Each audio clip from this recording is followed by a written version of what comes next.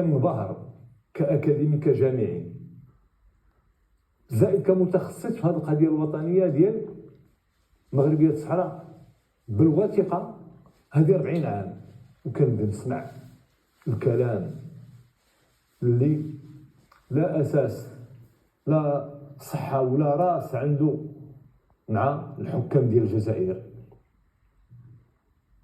مؤخرا تنتفاجئوا جميع بتدني المستوى ديال الرجل الاول اللي كيحكم الجزائر. مثل ندوه صحفيه تيهضر وما عرفش على انه راه كيخاطب حتى العالم، ما كيخاطبش غير واحد القناه، تيخاطب العالم، راه رئيس دوله هو، وتيخصو يتحلى بالترفع ويتحلى بالشخصيه الكاريزميه ديالو كرئيس، ويهضر او يراوغ الا بغا حتى يراوغ، ولكن ما يحسن بكلامه ويعرف اش كيقول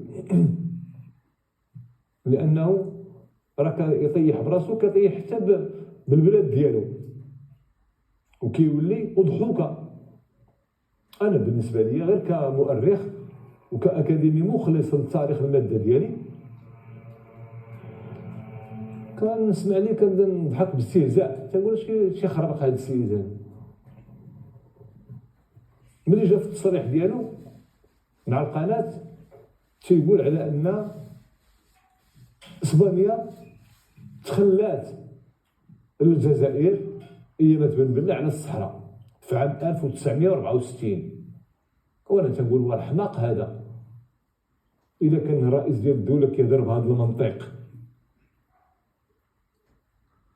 وكيعرف اصحاب الحق كانوا من وراه وبل كان عندهم افضال عليه وعلى البلاد ديالو.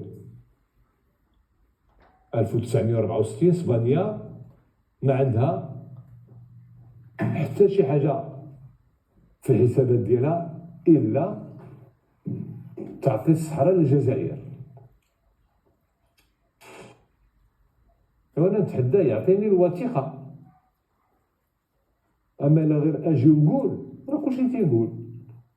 ولكن الا كنا في الحقل ديال المعرفه في الحقل ديال الاكاديمي، جبد لي صحه الكلام ديالك. وانا كنعرف على ان راه بن بله كان عايش في المغرب وكان تيدخل وكيطلب دائما المعونه من عند الشريف العلوي حافظ رسول محمد الخامس، وما كيبخلش عليه مرات عديده بالمال والسلاح، ويقري ولادهم هنايا ويفتحوا لهم الاذاعه ديالهم صوت الجزائر ويعطيهم ويعطيهم ويعطيهم، بل تخلينا حتى على التعاون مع فرنسا على حساب على ظهر الجزائريين. رفضنا هذه المساومه، لا حنا وجهنا نقي بحال الحليب.